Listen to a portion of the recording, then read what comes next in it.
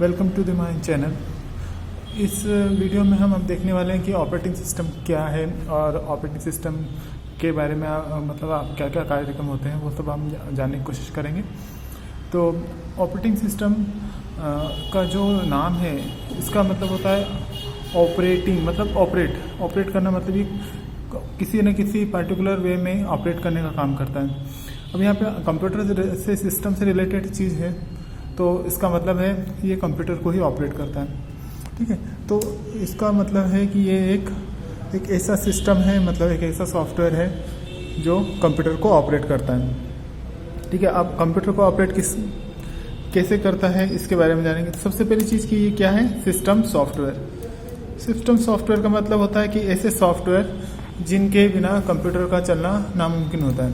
ठीक है, जैसे अगर ह्यूमन बॉडी की बात करी जाए तो वाटर और ऑक्सीजन, इनके बिना मतलब जो ह्यूमन बॉडी का चलना इम्पॉसिबल है, वैसे ही कंप्यूटर का भी अगर कुछ सिस्टम सॉफ्टवेयर इसमें नहीं होंगे तो कंप्यूटर वर्क नहीं कर पाएगा। ठीक है, तो पहली चीज़ ये है कि ऑपरेटिंग सिस्टम के लिए ही ज़रूरी है, क्योंकि एक न एक ऑपरेटिंग सिस्टम का कंप्यूटर में होना बहुत ज़्यादा ज़रूरी होता है।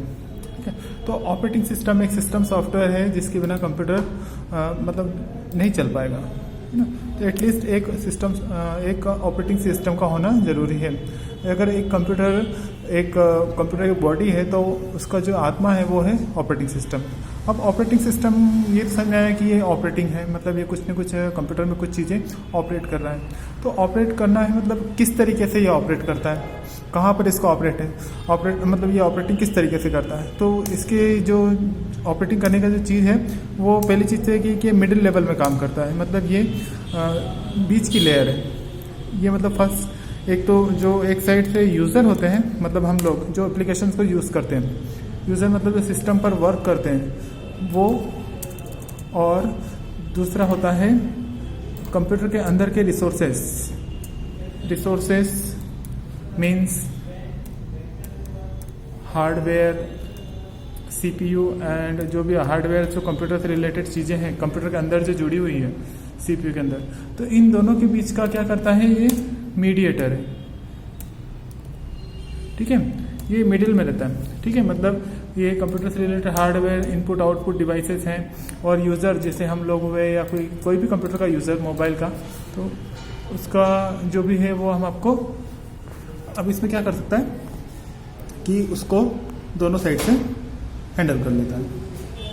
ठीक है, तो ये एक मिड लेवल का वो है सिस्टम जो क्या करता है कि यूज़र को भी मैनेज करने का काम करता है और आपके जो रिसोर्सेज होते हैं कंप्यूटर के अंदर उनको भी मैनेज करता है। अब इसका वर्क ये है कि ये यूज़र के द्वारा दी गई जितने भी क्वेरीज हैं उनको क्या करता है, सॉल्व करने की कोशिश करता है।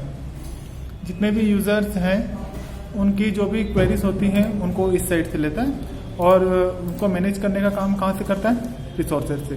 ठीक है, अब जितने भी काम हम यूज़र से देंगे वो सब ऑपरेटिंग सिस्टम लेगा और उसको एग्जीक्यूट करने का काम वो सीपीयू से करवाने का रहेगा, वो करवाएगा।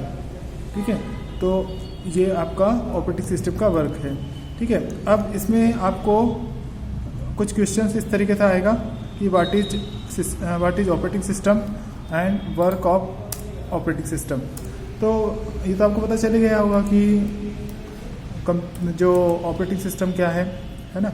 वर्क क्या है, वर्क इसका जितना भी जो भी यूज़र जो भी क्वेरीज करता है तो उसको हैंडल करना होता है, इसका काम होता है। जितने भी यूज़र्स इस पे कंप्यूटर पे काम करने वाले होते हैं उन सबकी क्वेरीज को ये एक्सेप्ट करता है, और जो रिसोर्सेज है सीपीयू के अंदर जो भी चीज़ें हैं उनसे ये इनपुट आउटपुट डिवाइस इनसे हैंडल करवा के ये क्या करता है, आउटपुट देने का काम करता है। तो ये दोनों साइड से एक मिड लेवल पे काम करने वाला है। ठीक है, तो इसके क्या काम है, फंक्शंस। वर्क को ही यहाँ पर बोला जाता है फंक्शंस।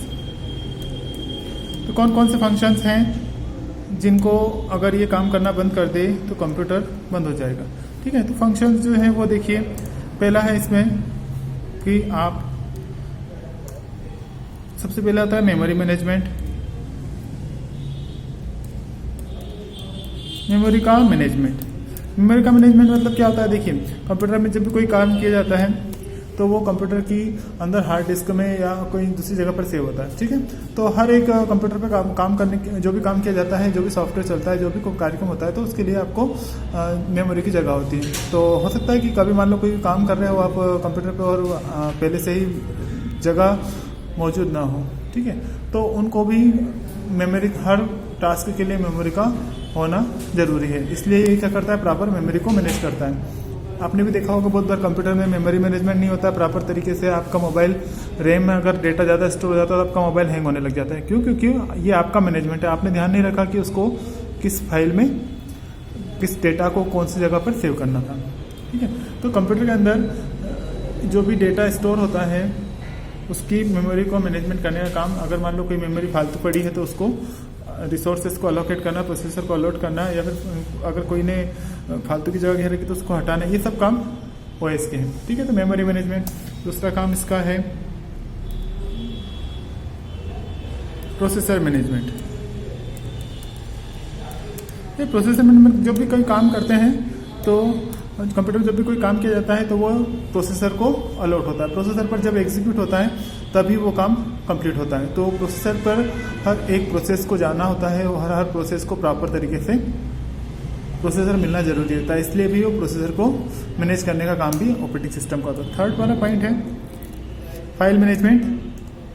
मतलब कंप्यूटर के अंदर जो भी टास्क होता है वो फाइल के फॉर्म में होता है।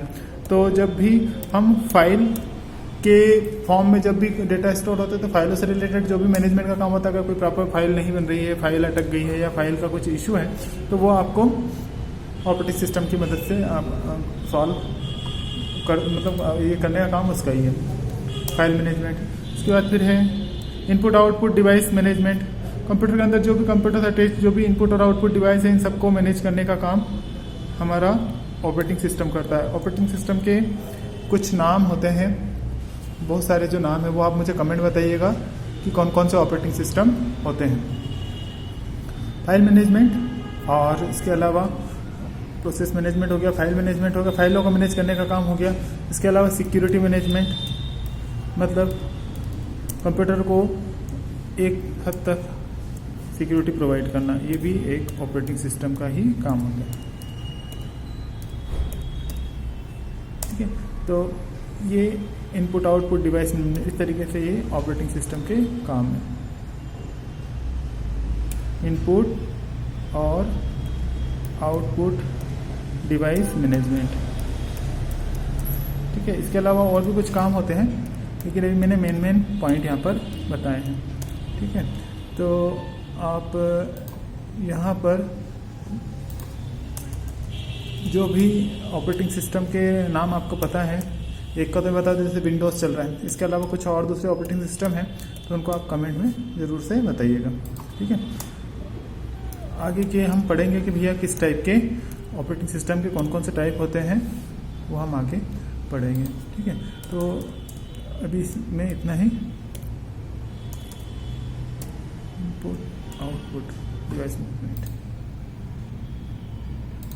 ठीक है, थैंक यू।